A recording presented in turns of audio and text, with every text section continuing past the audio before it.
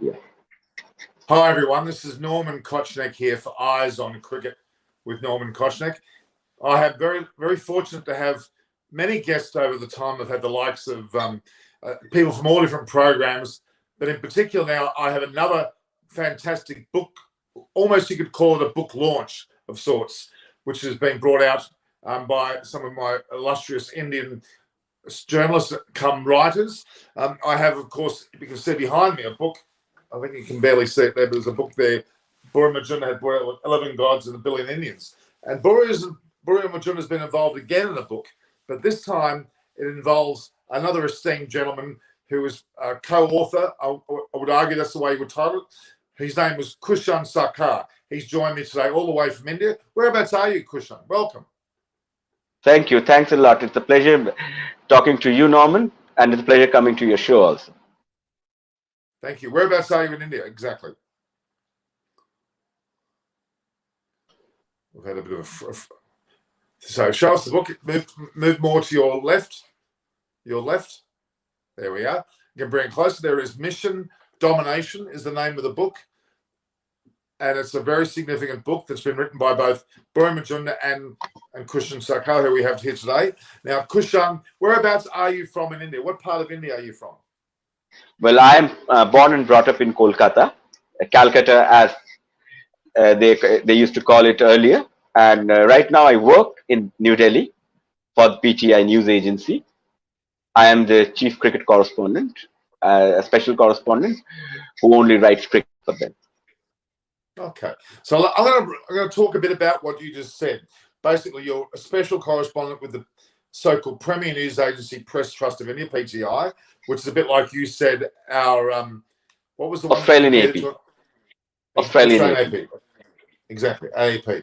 You've covered several ICC events, of course, including World Cups, which I'm sure I've come across in Australia, England, New Zealand, Sri Lanka, Bangladesh, and have extensive coverage of for some 17 years. You look too young to be 17 years. Did you start at the age of 3 or something? Did you? No, right now I'm in the wrong side of 40. So I started in my early 20s. Well, I'm on the wrong side of 40, well and truly. So don't worry, not alone. So look, this book, I was obviously, as you know, I was covering in Australia the series, very much at the front line of the Siraj incident, the 8, 9, 10 players that were not available due to injuries, due to all sorts of reasons. Captains such as Kohli not being there. I was very fortunate to be there throughout all the COVID bubbles they had to suffer through, the crowd, the non-crowds, the whole thing. And Boria and I were very close in that regard, as well as Mama, as you put him, Debasha Sen, and Untitled Chapter, who you know very well as well. Yeah, they're all great friends of mine. Very dear friends. They're great friends of mine, so I'd like to welcome you to that group. So now, Kushan, your take in this book, what inspired you to write this book? Actually, we had that idea after the third, not the fourth test match, actually, the third test match, which Ashwin and Vihari saved on that last day. And Pant nearly won it. And after that, we could have lost it. And then Ashwin and Vihari both injured. They batted for around 3 hours. And after that, me and Boria, we normally talk every second day. So we decided that can we do something on this tour?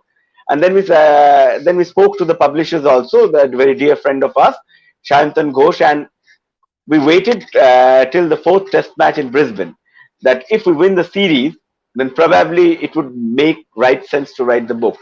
And as luck would have it, or I should say the way Indians played, some brilliant cricket, at least they made it easier for us to get shape. I mean, look, it was incredible. I mean, we know now what's happened to India post that series. And of course, the Gabba was the last test match that Australia has played up until this day, which is pretty atrocious. The reality is that the so-called Border Gavaskar Trophy became India's. They've since won the, is it DeMello Trophy that exists in India? What's the name of the trophy? You mean the India-England series? Yeah, in India-England series, when they play in India, it's called the Anthony DeMello Trophy, after the first secretary of BCCI, Anthony DeMello, and the trophy when we play in England, it's called the Pataudi Trophy. It's excuse me, it's the Iftikhar Ali Pataudi Trophy that is named after Lake Tiger Pataudi's father, who played both for India and England. Oh, so he actually played for England as well. I didn't know that. I thought that he only played for India, but he played for England as well. So that Yes. amazing. We now know that effectively India won all three of those trophies. There's some conjecture as to the recent trophy, but I would say it's theirs. I think we'll eventually sort that out, but we'll get to that. So it's basically begun a new era, you could argue, this whole test series in Australia and this concept of a mission domination. And what was the other term was put to it? You've got the other word. It's an unfinished quest. Okay, so an unfinished. It's a mission. Sorry, Yeah, mission because unfinished quest yeah, says it all, yeah, doesn't it? And I think we're about. I would argue you're about 3-4 years into a 7 or 8 period of domination, if you ask me. yeah. I would also like to believe so, because and primarily thanks to the kind of a world class, once in a generation bowling attack that we've had. I don't think we've had this good before. Yes, we have had some world class bowlers, but in isolation. But this time, a pack of 4 to 5 world class bowlers operating together for a period of good 5, 6, 7 years. That phase, we never had it so good. And I do not know that whether we're going to have it that good in the future once this generation passes on the baton. We might have it because when we had Gavaskar, people thought who after Gavaskar. Then we had Tendulkar, and when people thought who after Tendulkar, we had Virat Kohli. So obviously there could be a chance that we will get a good quality of pack of good fast seam bowlers. But if you ask me, this is the best we have had. Kapil Dev, Javagal Srinath, and then Zahir Khan. uh, but we have never had Jasprit Bumrah, Ishant Sharma, Mohammad Shami, who is my personal favorite, probably the canniest bowler around in test match cricket right now, Mohammad Shami. And apart from that, you have Umesh Yadav, who doesn't get to play a lot of test matches, but when he plays, we see what he can do, as we saw in Oval, 6 wickets and the kind of bowling that he has done. And he has been a terrific servant for Indian cricket and most underrated bowler. So if you look at it, and Mohammad Siraj now. Look, you've left out a couple of people that I have to. I mean, you haven't deliberately left out. I'm sure you're going to talk about them anyway. But the effect of Shardul Thakur and Washington Sundar on that series in particular, despite the fact that not the frontline fast bowlers by any means, Washington Sundar being a spinner and Shardul being a medium pacer, those two gentlemen both scored, 60-odd runs in that test in the Gabba, took a handful of wickets each. Shardul Thakur has done it again recently in a series here in England, or there in England. You mentioned about the depth of fast bowlers, but you've got a depth of all-round bowlers. Even Aksar Patel, obviously Ashwin, Jadeja. The bowling unit as such is this mission domination is clearly there. You've got almost all facets covered. And my comments about the current series, about the Indian batsmen who are copping a shellacking from Indian fans saying that they drop Rahane, drop Pujara. The reality is they've just won a series against England in England. And they dominated with the bat. Their two openers, KL Rahul and Rohit Sharma, were the only ones to score centuries as openers. I mean, and Pujara scored, quite a few 50s. And although Rahane didn't score that many, his vice captaincy presence is enormous. I don't think India realised. I still don't think India realised how significant that current batting lineup is. And again, the depth, the Viharis, Agarwals, Sky. I could go on forever. That mission domination heading and an unfinished, scenario that you're talking about there is quite frankly this unfinished quest is exactly that. You have now the ingredients to do that. And this book was all about. So let's talk about the book now specifically. We've talked about what led to it. Tell me about the chapters of the book. Yeah, chapters in the book. We have the way we conceived the book was that it was primarily based on the unfinished quest, because we lost the WTC final. We wanted to wait till the India-New Zealand World Test Championship final, and unfortunately, we didn't win it. So it became unfinished quest was a big part of it. That it is still an unfinished quest, but it will happen. That was the main endeavor, and the central narrative was the Australian tour, where all these players. We wanted to speak about the performers as well as the bigger players, and along with that we wanted to keep a double narrative about from where they had all come up, their journeys married to the Australian tour. And that's why when you spoke about Shardul Thakur is one of my favorite chapters. I wrote that, and it was like a brilliant experience speaking to Shardul as well as speaking to his coach Mr. Dinesh Lad, who actually groomed Shardul from the age of 13, not 13, 14, from the age of 14, and now he's a player. And in fact, Mr. Lad felt that he could be a good first class cricketer, but at the beginning, he never thought that Shardul had it in him to play for India. He knew that he's a sincere guy, a great lad with great work ethics, and he can go a long way. But it is Shardul's determination, it's his work ethic, it's his sincerity, it's his game reading skills that has taken him where he has gone.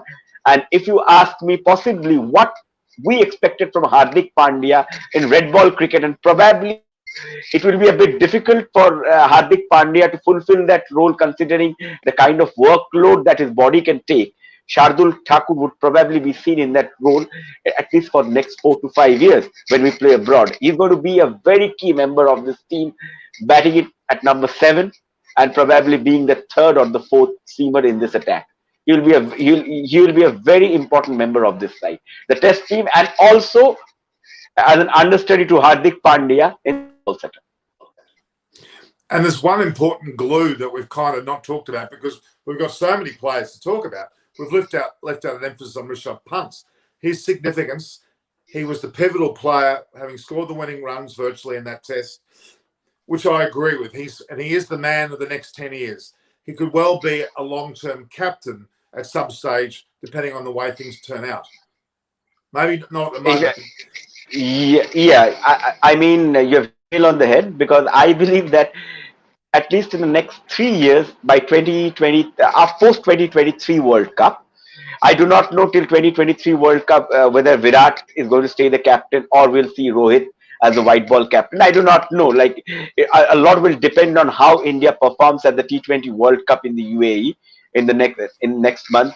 As far as Virat's white ball captaincy is concerned, that's my personal feeling. I'm not saying that this is going to happen. I'm saying that's my personal assessment that Virat's white ball captaincy will be assessed on the basis of the team's performance at the T20 World Cup, because at the end of the day, the benchmark is going to be Mahendra Singh Dhoni, who has won everything under the sun when it comes to ICC tournament.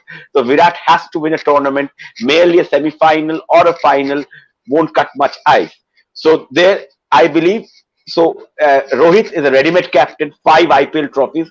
That's crazy, isn't it? 5 IPL trophies as a captain. So Rohit might get his chance, but I believe, just like you said, that in Rishabh Pant, if Delhi Capital happens to do well, they are at the top of the table right now. If you see the IPL table, IPL starting on 19. I'm backing them, Kushan. I'm backing them to win this section. And if Rishabh is going to captain them, not Shreyas Iyer.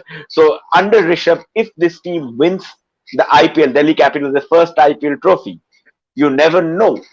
There's another captaincy candidate and he's just 20 years old.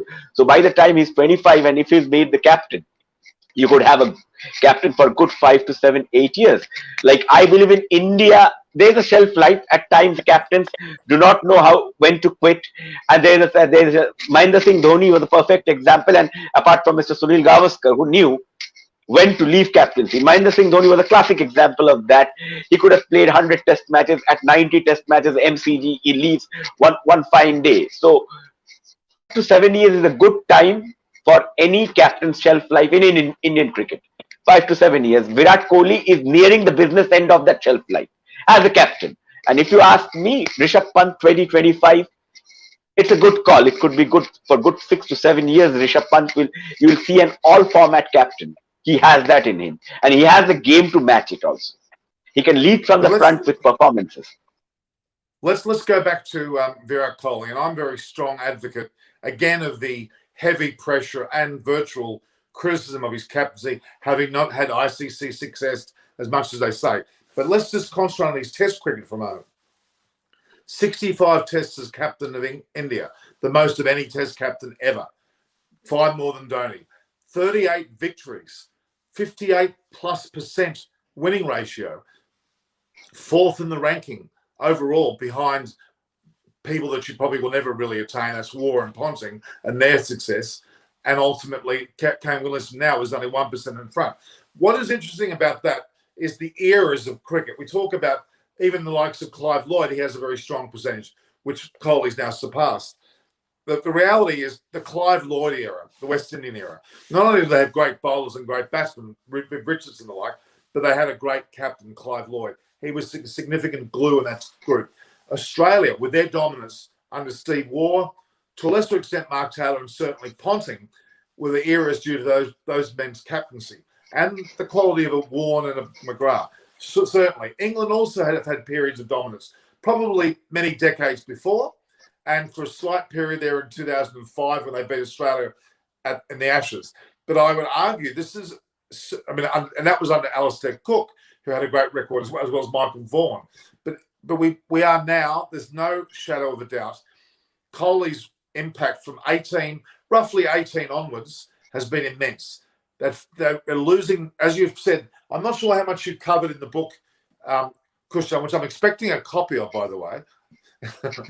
You would get it very soon. I'd make sure that one is dispatched at the earliest. Well, it's important for me to have, because I'll have it sitting behind me like that on all my shows. The best advertising you can get. So the reality is this dominance. Look, MS Dhoni was brilliant. Incredible record, especially in the short form, more so certainly in ICC events, no doubt. But really, Kohli's Test record is going to be over and above everyone. It's already there. He's already there. People don't recognise that. They're not giving him that credit. Okay, he didn't captain the match at the Gabba. Rahane did, but I can assure you Kohli's presence was felt throughout the whole park. He was there. I'm sure he would have been in their ear. Rahane would have been a voice for him. The reality is that Kohli's efforts, both in the 18 tour of Australia and then what happened this last year past, is astounding. And look what he's done again. In India, they've won. Now they've won in England. And they've won. I don't care what anyone says about the word postponed, blah, blah, blah. England need to wake up themselves and realize they've lost 2-1. And then you've got the New Zealand Test series coming up and on to the South African series. Really, India have dominated almost everywhere, almost every location under Kohli or his group. He can only be clearly noted as now a domination of Indian cricket. I'm talking about Test cricket now. ODI T20, let's move that to another conversation, because I'm not sure whether your mission domination is talking about all formats, but I think Test cricket it's purely it's the Test cricket is the focus of our book, right? Absolutely. And you're it's a phenomenal record, and I believe that yes, at times probably Indian public in general and also the media in general is not that accommodating when it comes to acknowledging that Kohli is one of the all-time great captains when it comes to red ball cricket. Also the fact that he has got the best Indian travelling team ever. Yes, I know there would be there are debates. The team of 1971 was fantastic travellers.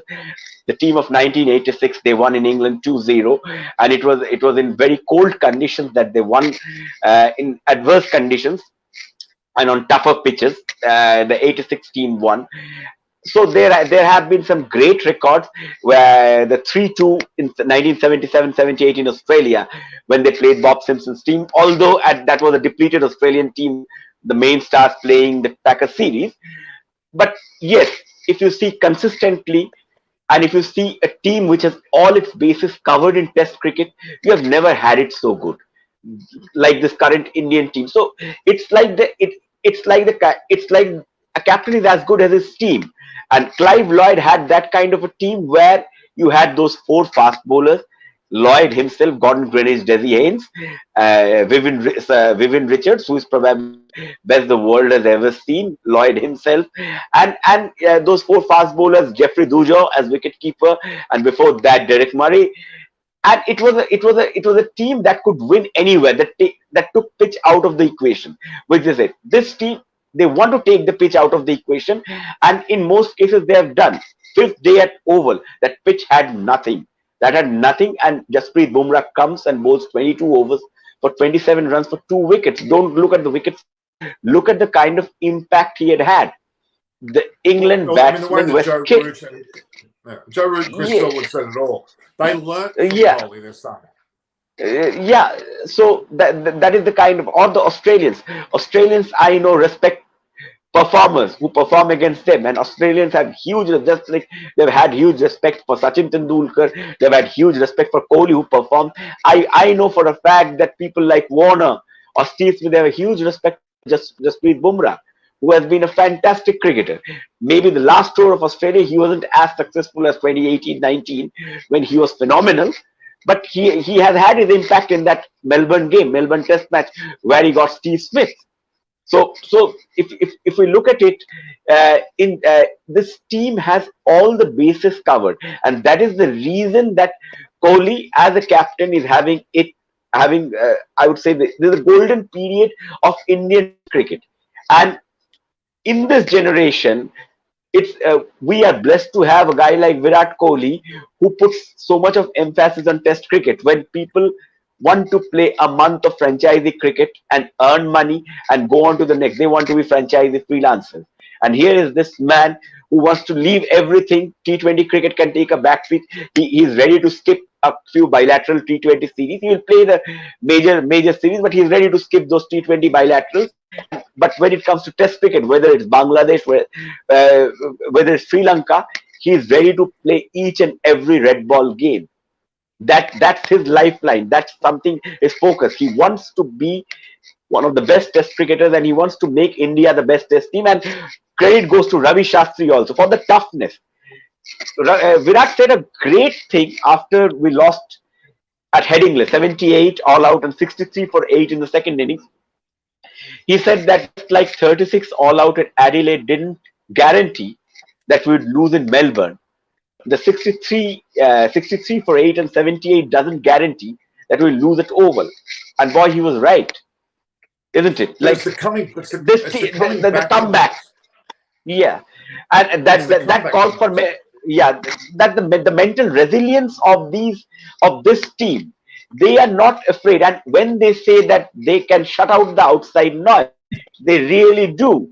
Because at the end of the day, if they can come back after 36 all out and win a series, if they can come back after Leeds and win such a match at the Oval, that means that really the outside noise doesn't, outside chatter, they shut it out. They do not listen to the outside voice. It's very interesting. I mean, obviously, Ravi Shastri influences are immense, but I keep coming back to Kohli here. It's his pre-match talks, pre-day talks, pre-session talks. He's giving the players that oomph when they're out there, and they not only being aggressive, but having a great deal of determination to win. That actually has rubbed off on Joe Root very recently. Joe Root, for example, starts to talk about the word template, which was a Kohli word. He then starts on the field. Root starts to show aggression when a wicket takes place. Root's actually learning from Kohli. It's been very intriguing. The reality is that Kohli has created a template for everybody. Australia's in a monumental mess with a coach that's not well liked. Steve Smith won't captain again, in my opinion. Dave Warner, and his issues that he has, can't be captained by anyone, really. The reality is Australia's a mess, and Smith was the captain of that, and he takes responsibility for that, as does Kohli in his role. Williamson is certainly on a par with Kohli in terms of the success. He's won the World Test Championship. We see that. But what already has happened with the Indian team is they've learnt from that World Test Championship. They've bounced back so quickly, changed their template, as they call it, brought in Jadeja, but not Ashwin.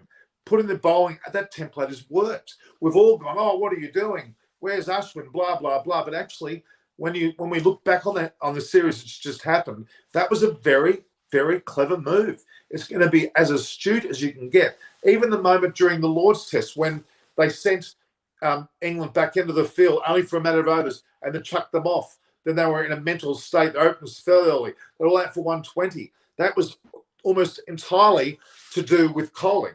And I'm not overemphasizing the fact. If you analyse post these events so far, Kohli's been at the helm of a lot of things. He's not given credit for it. He's quick to be bagged. I mean, Baramarani, who's one of my fellow hosts on the show, he's commenting in the lineup. He's saying because the likes of Kohli haven't won the trophies. Well, wait a minute. He's won the Border Gavaskar Trophy, effectively. The DeMello Trophy, let's call it that. The current trophy, the Britannia Trophy. He's just won three trophies. Okay, they're not ICC, but that's okay. He made the World Test Championship. One of two teams with the best Test team over a number of years. What has he not done right there? He didn't win the match. Okay. But considering the lead up to that Test match, having no Test matches in New Zealand, having two against England, it was a very unfair set of circumstances, quite frankly. And they needed a match under their belt, and they didn't get it. And that's quite frustrating. But in all fairness, since that game, they've taken over. They almost won the first match. They certainly won the second. Bit of a mishap in the third, but they came straight back in the fourth. And I believe the fifth Test match, they would have slammed them.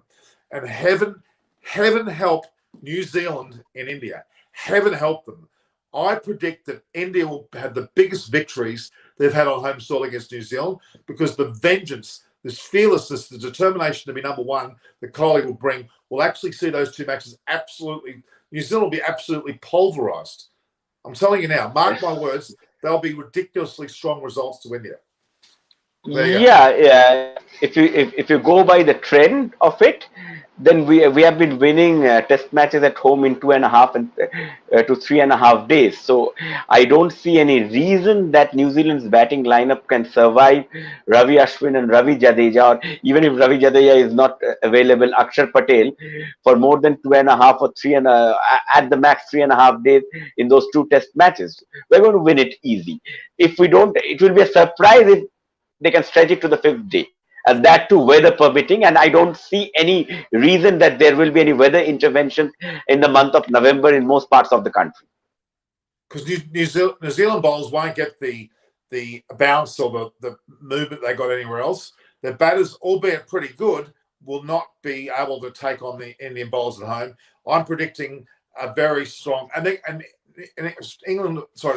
India will be so determined to smash them, because that will put the stamp on their position in terms of your book, Mission Domination. That is exactly what, I mean, I'm hoping that Kohli's got this. Has he been given this book yet? And Ravi Shastri, have you? No, we haven't been able to meet them because they were in UK and now they will be in Dubai. I believe when Boria would meet Ravi, he would definitely hand over a copy to him. Well, that'll be a photo to see Ravi Shastri and even, well, let's even argue during the World Cup, having Dhoni holding it with Kohli, there'll be there's a triumvirate there now. There's a true triumvirate, which I love that mentorship role. I think Dhoni will just have the tonic in the background to say those choice words to players about how to win a World Cup. I think it's a great story. I'm not just speaking superlatives about India for a joke. I would not be doing that. I'm doing it because they deserve it. As did the West Indies in their series, as did the Australians, as did the English. Even, well, South Africa at certain stages were certainly up there, but they've imploded, as we know now. Absolutely. How was that World Cup selection? Faf du Plessis and Tahir both stayed out of all formats so as to be able to make the World Cup. They're not selected. I'm sorry, they've got some... I'm predicting Australia and South Africa won't make the semi-finals. Not a hope in hell.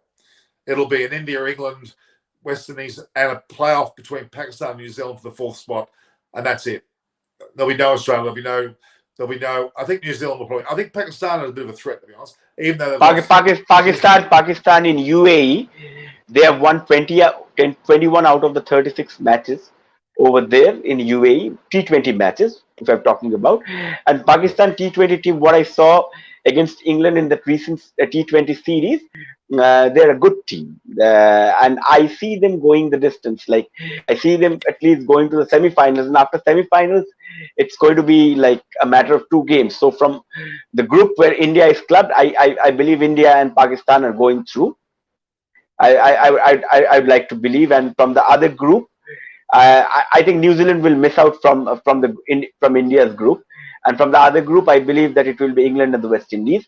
Basically, they're the two standout teams. I don't see Australia until and unless they raise their game, which they haven't been able to. And that series against Bangladesh, that away series, although I believe that was Australia, it was not Australia or Australia A playing, it was Australia C playing. But you know what? that I've got, Kushan, I've got something to say about that. I don't care whether it's Australia Z.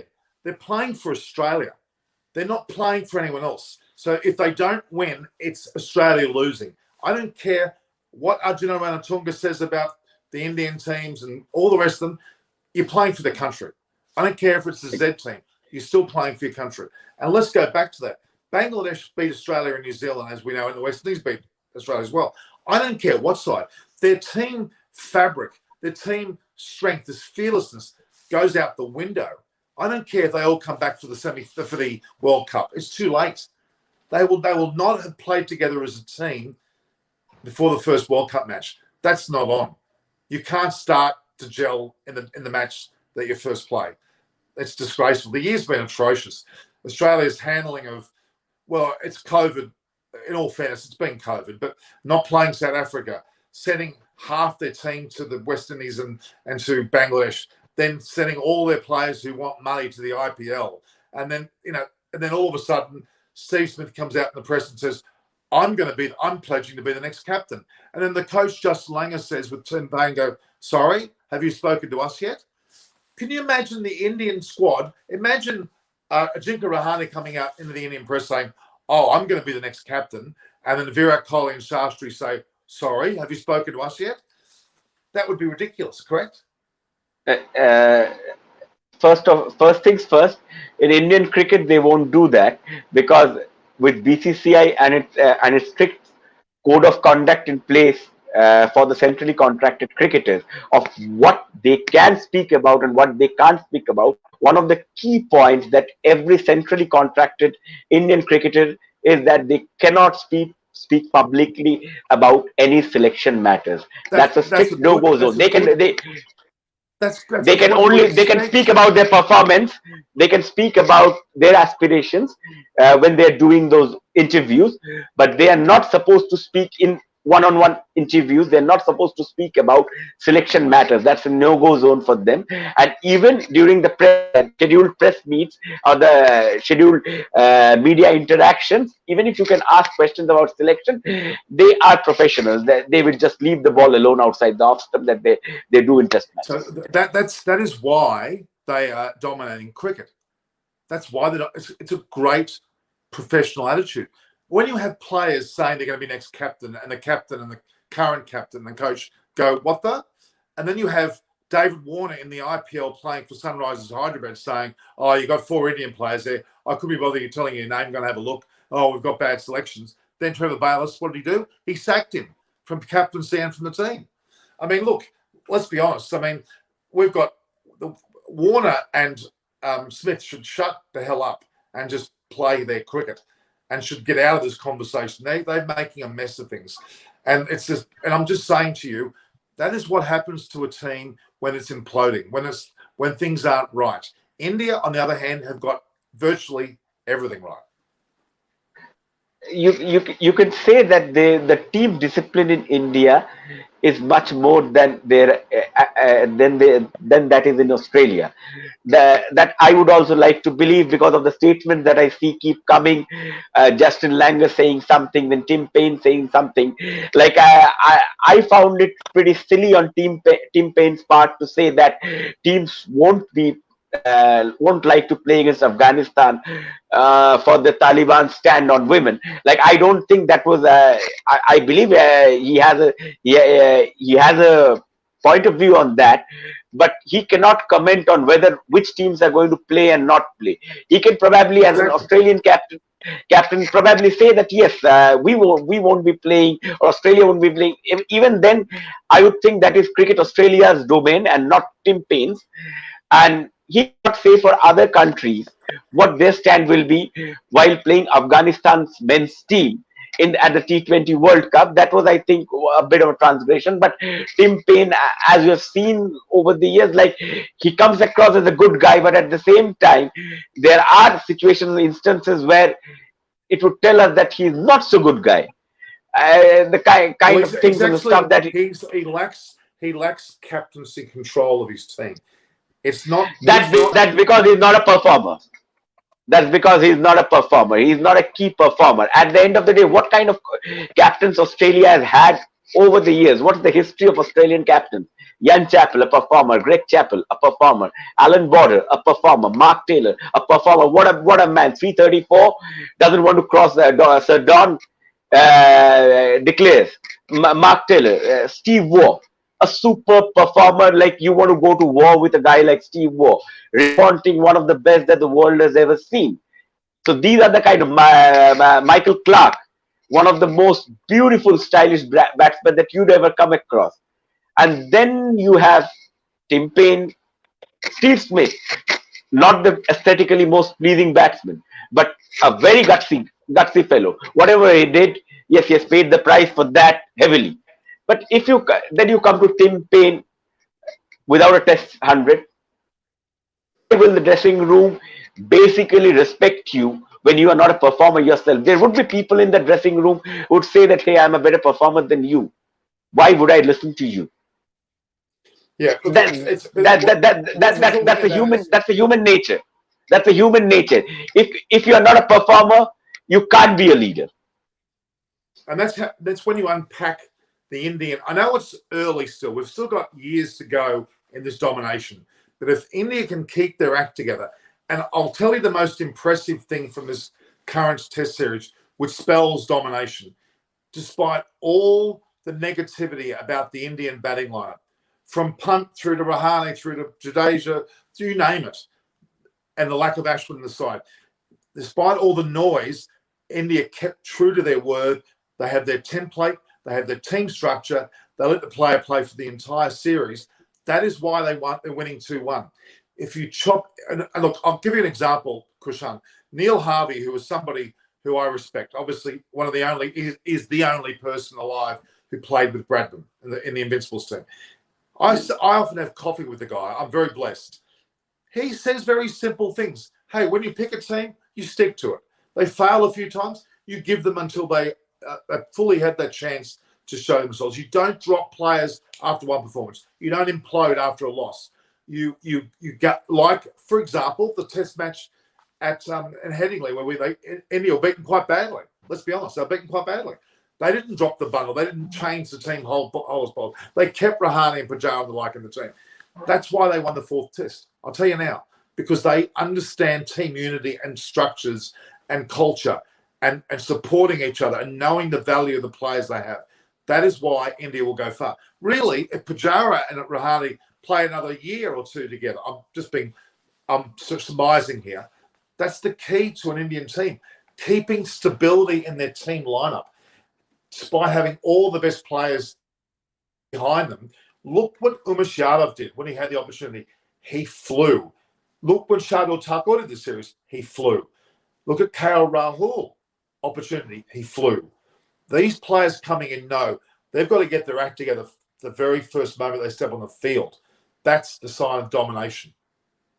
Okay, and that's what they're doing right. Very true. But I'd like to make a quick point about Ajinkya Rahane.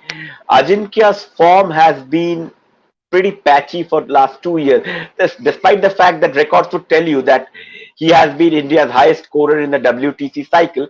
But that has a lot to do with the fact that Virat also didn't score a lot of runs, and Cheteshwar also didn't score a lot of runs during that phase. But again, like Sanjay Manjrekar during one of the TV shows, a very good thing that even after scoring at 100 in Melbourne, Rahane never looked like, when you are out of form and you score 100, you look like dominating, but he never looked like dominating. And the problem with Rahane is that now he's going to go to IPL, where unfortunately, Norman, he's unlikely to get a game unless someone is injured. He's unlikely to get a game in that DC lineup, because the only place where you can fit him in is in the opening slot. If he's not batting in those middle overs, then you are not playing. And there you have Dhawan and Prithvi Shaw playing. Only if one of them is injured, probably you slot him in over there. So he's not playing over there. And then after he comes back, I really doubt that Ranji Trophy starts only in the month of January. So he doesn't have any game time before the New Zealand series to get back into the groove. He is now getting leg before two straight deliveries, and that's what happens when you are completely out of confidence and you are not getting a chance to go back. At least what we see, that like in this Indian team, for the senior players, I don't see them often go back and play the Ranji Trophy because of the kind of schedule we have had. They don't get that red ball time.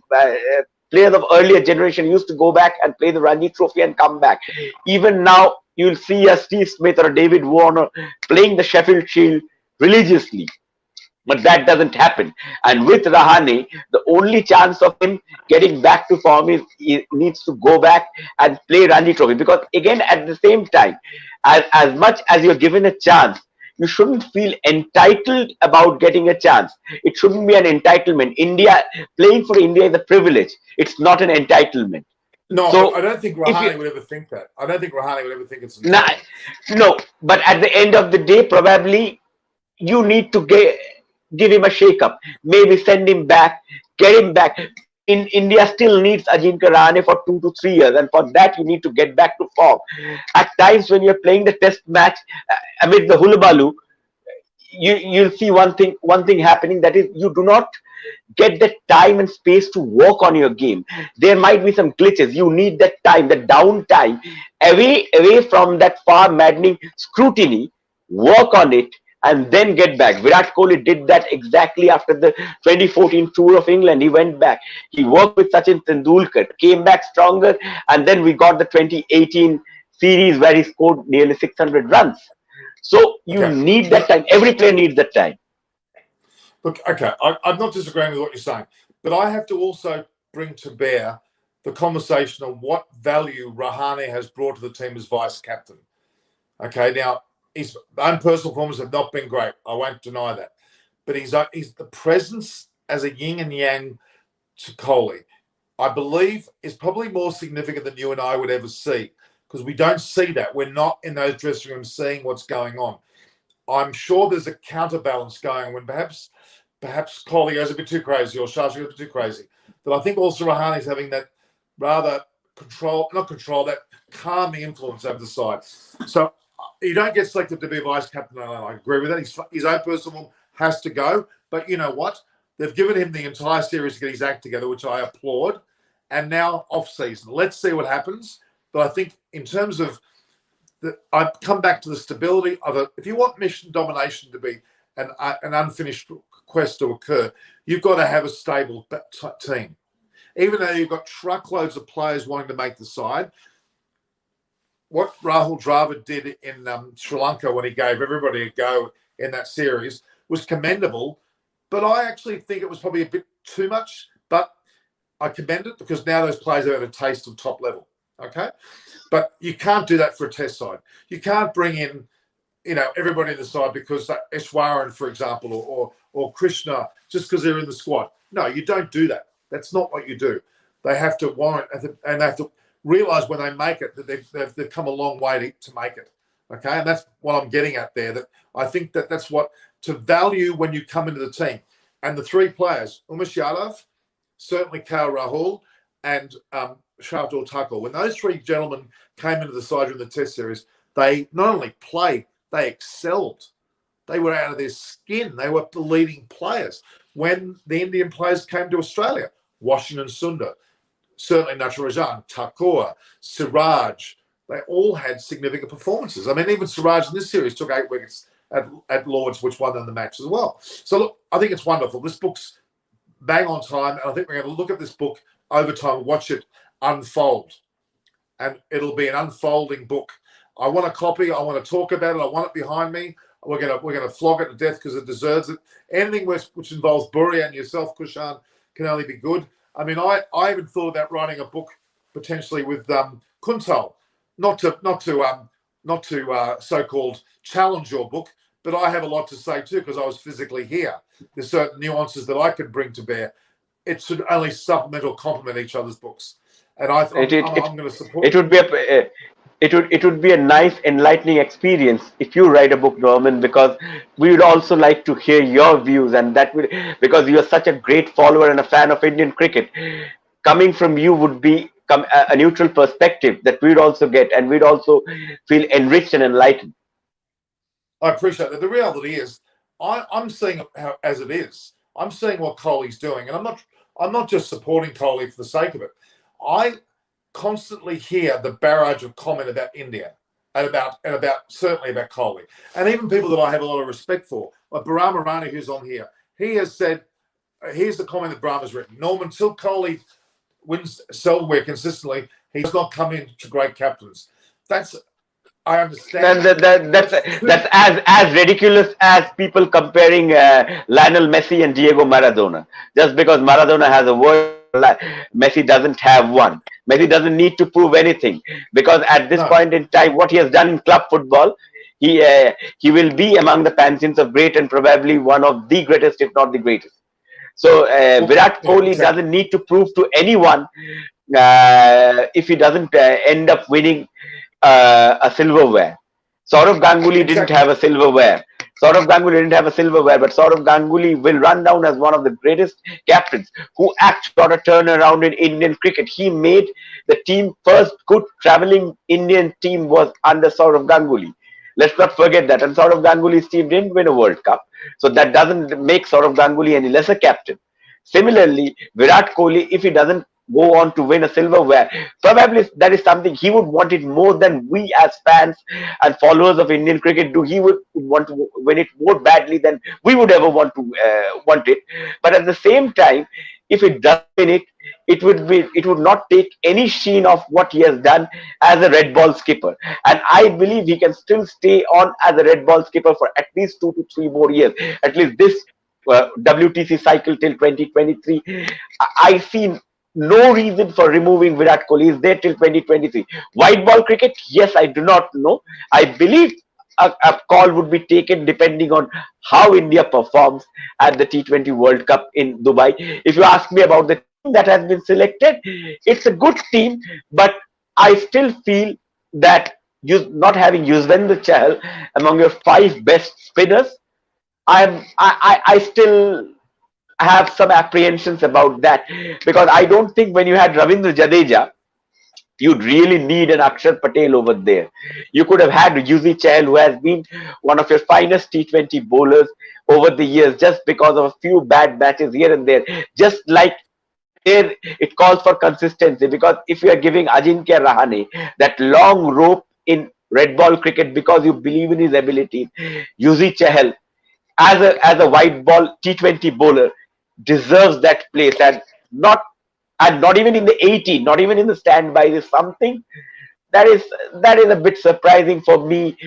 He's not among the 5 spinners and only 3 pace bowlers.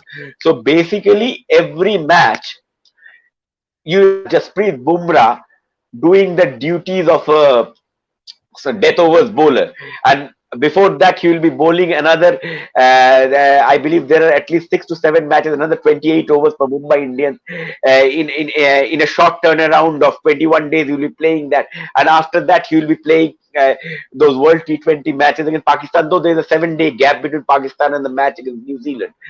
But the fact remains that again Deepak Chahar is in the standby. He have been either Deepak or Shardul should have been in the main squad of 15, and Deepak Chahar, after the performance in Sri Lanka on those slow tracks and his batting that has improved by leaps and bounds, he is a good bowler who can bat well.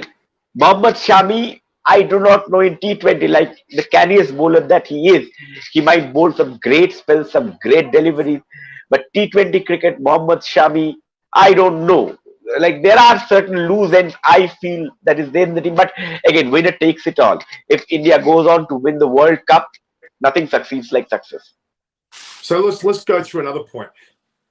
The non-selection of Ashwin. Okay, I actually think the dynamics of India, despite the fact that Ashwin excels, we know when India are in trouble, they give Ashwin the ball, he takes the 5 wickets, they win the match. Okay, but by not having him in the side, that made the whole 11 lift their game, especially the bowling unit. They know that they couldn't rely on Ashwin to come and take a bucket load of wickets. They had to all contribute. And I think India had to learn that. And the only way to learn it is when Ashwin's not there. Does that make sense to you? It's a bit like you could argue Root for the England side. They probably relied too heavily on Root. Williamson to an extent with New Zealand. Smith perhaps for Australia. You sometimes with batters or bowlers should never allow one bowler to be the dictatorial, not the dictatorial, but the person who you go to when in trouble only. Bumrah stood up to this game. Umesh Yadav, Siraj earlier on, they all contributed. Now, I think that's a lesson that they've now learnt, and then the injection of Ashwin into a team, when appropriate, is going to be amazing. If you ask me, I would beg to differ a bit. I don't think that the Indian bowling unit needed absence of Ashwin to lift their game. They knew for a fact that they had the specific roles cut out. Yes, what I feel is that in case of Ashwin, you could have at least played him at the Oval in place of Jadeja, and Jadeja sending him at number 5 didn't actually work. You wanted to Kohli probably wanted to statement why he's playing Jadeja. The left-right combination is fine, but Jadeja Test match number 5, I don't agree. I might be wrong, and as we can see, the proof of the pudding is in its eating. And as we have seen, that Jadeja didn't actually perform well as a number 5. So the plan didn't work. If you ask me, Ashwin at the Oval, he could have done, like if Jadeja had got 2 wickets in that innings on that 5th day, Ashwin could have got a 4 or a 5 even. On that track, they would have found it very difficult to play Ashwin with the odd ball churning and the rough created. It could have happened. I still believe, but again, we won. So Kohli was vindicated. Just a quick thing on that as well. David Graveney, who was the former chairman of selectors for England, comes to my panel very often, and he brought up a very interesting point. The selection of Jadeja, he thought, was added to because when he bowled both over the wicket and around the wicket, but more so over the wicket, he scuffed the new ball on the side of the ball, which allowed the ball to be then used for the purposes of the reverse swing. David Graveney believes that the inclusion of Jadeja's bowling style and the way the ball hit the ground and scuffed up added to the ball being able to reverse swing, which is intriguing because it's a very perceptive thing. I didn't see that. So it's relevant. That's what they suggested. So I'm impressed by that. So look, either way, India had a template and they stuck to it. Despite all the noise, and you and I talking about Ashwin should have been on that side or not, the reality is he wasn't. They won, and they kept to their decision. Now, if they'd lost, we would all be bagging it. I know, but the reality is they had the strength of character to go with their ambition and their distinction of what they wanted to do. But look, that's great. Look, get back to your book. Give me 5 things that are the highlights of the book that people must buy it. The 5 things is the chapter on Ravi Shastri, his philosophy and his planning of how to get Steve Smith out on the tour of Australia. The planning part with Bharat Arun, that's a fascinating thing. Boria got a lot of nuggets. I would call it the golden nuggets that he had got from Ravi on how they stand. That is one part of it. The second part of it is Rohit Sharma and Ajinkya Rahane's philosophy and sacrifices. Rohit was supposed to play 2 test matches, and for that he had to do 14 days of quarantine in Sydney. And he did that. He could have jolly well avoided the test series, again played against England in India, and nobody would have said anything. He was recovering from a hamstring injury, took that risk where his test match could again have been online, uh, got an innings of 50, got an innings of 40, and became a part of that leadership group. He became the vice captain also once he joined the group, and Rahane was the captain. So that's there, and you will get some fascinating backstories of our young cricketers like Shardul Thakur, Rishabh Pant, Shubman Gill, how they came up their journey. Navdeep Saini, who played that last test match, pulled a hammy and was with Rishabh Pant in India, won that match. Hanuma Vihari, his coming of age, and also Ashwin, how he has been as a person since his younger days, how his agent who once managed him saw him as someone who was a straight talker even when he was a 22, 23-year-old. Now he's an elder statesman of the side. He always talks straight and put forth his point very succinctly. So these are the things that you'll get in the book, a bit of their background, their struggles, their journey. We call it a journey more than a destination. This is a journey. This is a beautiful journey. Indian cricket in itself is very beautiful. We are all here because of Indian cricket. I love Indian cricket, and if Indian cricket does well, we as stakeholders of Indian cricket, we also do well. So to chronicle that journey in itself is an experience. And I believe that it was one of the fascinating experiences, and I would always be very grateful to our publishers, the Simon and Schuster, who have published this book, and to Boria, my co-author, and also whom I would call a family, helping me out and giving me an opportunity to express what I feel about Indian cricket and how I look at these players. So it was a wonderful experience, Norman. And when I send the book, you do tell me that what you like and what you don't like about the book. I will. I'm eagerly waiting for it, and our viewers should not only be eagerly waiting; they should be online now to both. I think it's on Amazon. It's on various other Yes, platforms. it's on Amazon, it's on Flipkart, and it's also available physically on store. There's a Kindle version. Those who believe who love reading it on Kindle. So what I want you to do is all the links, all the aspects. Not until the session. This is live, of course. Once it's been completed, we're over. Go into the comment section, please, Kushan, and on my YouTube channel, and add in all the information you want, please, directly from you. It'll mean something because people will feel that personal nature of you providing that into the link, which would be fantastic. So look, I like. So to me, I believe this will be one of many books by the sound of things. I think this unfinished quest has to be finished, and that'll. I'm working on another book. I'm not at liberty to tell right now about the contents of the book, but that book will definitely cover a lot about Australian cricket. So and very you're gonna have me on the very extensively. So I would, yeah. Me, so I can give you a bikini shot for the front cover. That'll sell like hotcakes. I would love to, Norman, and that book, I would definitely need your help, and I'd come and discuss the book at length because that speaks a lot about Australian cricket. I'm not at liberty right now from the publishers to speak on that aspect, but when the time is right, I'll speak about that book, and I believe that will be one hell of a discussion. That will be another kind of discussion where probably I would be the listener and you'd be the talker, because I would like to know, because you're such an informative person when it comes to Australian cricket, not only Indian cricket.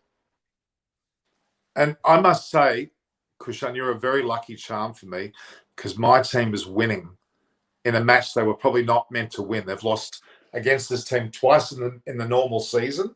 This is a semi-final, and they're winning against this team that should beat them easily. And I'm actually inwardly going through the roof with excitement here. There is, 8 minutes and 17 seconds to go, and we're leading 16-10. Fingers crossed. Get your fingers crossed. Fingers crossed. That means I'm your lucky charm, and I should be coming more often to your shows. Absolutely. When the Rabbitohs plays next time, you're on again. This is the Rabbitohs here, the South Sydney Rabbitohs. They're my beloved rugby league team for all my life. They've been around since 1908, and they're doing really well. They've got a player. It's maroon. It's maroon and green, or it's red and green. No, I've spoken too early. It's red and green. Something just happened that I didn't like. Red and green. That's right. It's okay. I've recovered. No, it's red and green. It's called actually Myrtle myrtle is the colour. So it's myrtle. There's two colours which are unusual. I'll have to recollect what they are. One's called myrtle, but they're red and green effectively. So it's a very special. Oh my God, am I speaking too early here? Please no. Oh, that's beautiful. I love it. They dropped it. You are my lucky charm. You cannot go for another 7 minutes officially, because I could just imagine you get off air with me and then boom, we have a problem with my team. We can't do it. But Kushan, just quickly about the book. How long did it take you to write the book? It took around 3.5 months to write my part. Both of us, I would say collectively, it took us 3.5 months to write it, because since we divided the work, probably if anyone would have done it solo, it would have taken around 5 months. But around 6 chapters I wrote. It took around 3.5 months, because at the same time I'm also working professionally as a journalist, so I have to divide my time between my office work and also as writing this book, authoring this book. So it took some time, 1.5 months besides. Okay. Well, look, Kushan, this has been fantastic. We've spoken for an hour. It feels like 5 minutes. It really does. I'm very, very happy with this book. I'm looking forward to receiving a copy, and I'm looking forward. We can later on. You have to just WhatsApp me your address.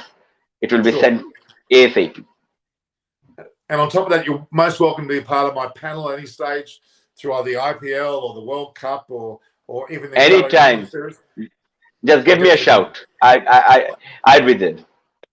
All right, wonderful, Kushan. Thank you very much, everyone who's on the line now and the people watching post the show.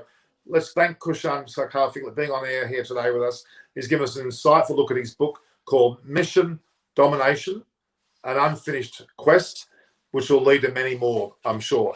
Let's hope that I hope that India are as successful as the Rabbitohs will be this season. That's my hopes. Definitely. All want India to win. And thank you, Norman, for having me. It was such a pleasure discussing cricket with you. Discussing cricket with anyone is a pleasure, and it was more so discussing with you. Thanks for having me. My pleasure. All right, just hang on there, Kushan. All the best, guys.